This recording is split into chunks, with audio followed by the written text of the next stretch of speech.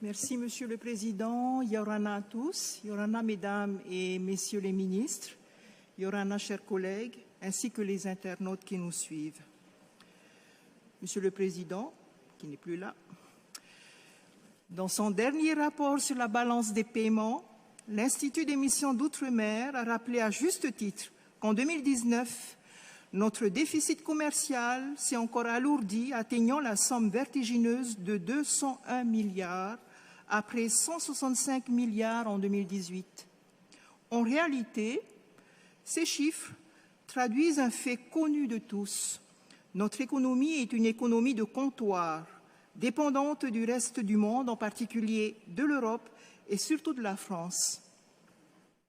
L'Union européenne, située à 20 000 km de notre pays, est le premier fournisseur de biens d'équipement et de consommation de notre pays.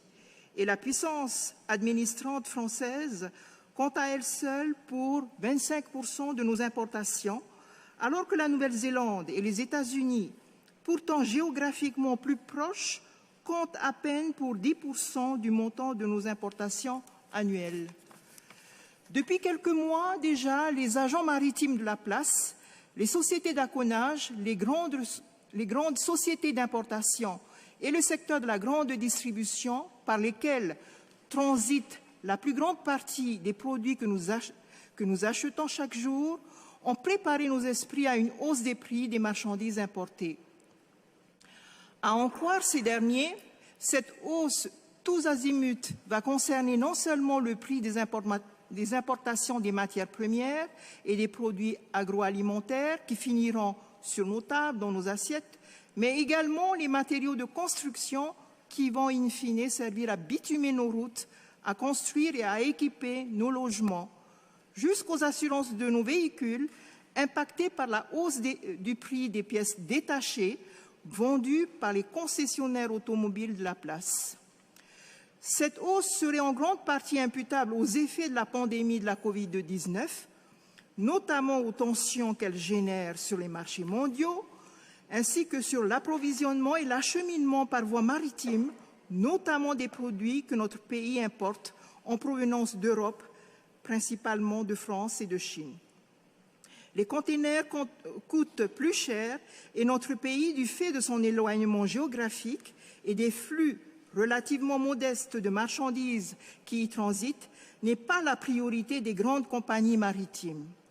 Cette hausse annoncée des prix est inquiétante, car celle-ci ira immanquablement gréver le budget déjà exsangue des familles polynésiennes, dont 55% vit en dessous du seuil de pauvreté monétaire.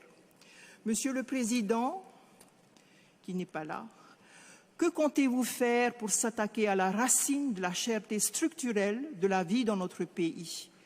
Comptez-vous vous attaquer au monopole de la grande distribution qui, en coulisses, gère 3 enseignes commerciales françaises, est à la fois importateur, grossiste, détaillant, producteur, maraîcher, laitier et demain producteur de viande porcine sur le plateau de Tarawa?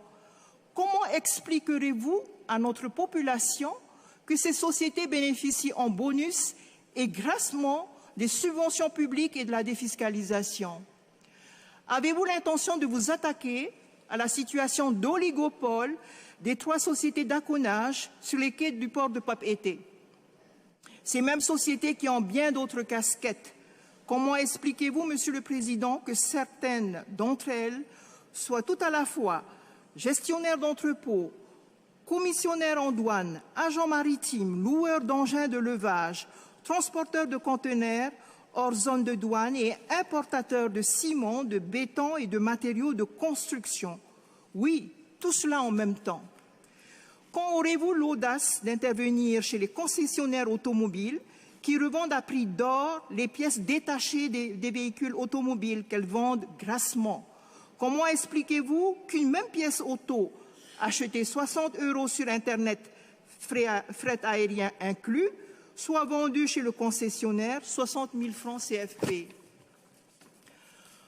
Comment comptez-vous expliquer aux Polynésiens par quelle absurdité un même produit fabriqué en Nouvelle-Zélande ou aux USA est transporté à moindre frais dans notre pays, sera in fine surtaxé par les douanes françaises quand ce même produit acheminé à 20 000 km bénéficiera d'une exemption ou réduction des droits au simple motif qu'il est estampillé « Made in France ».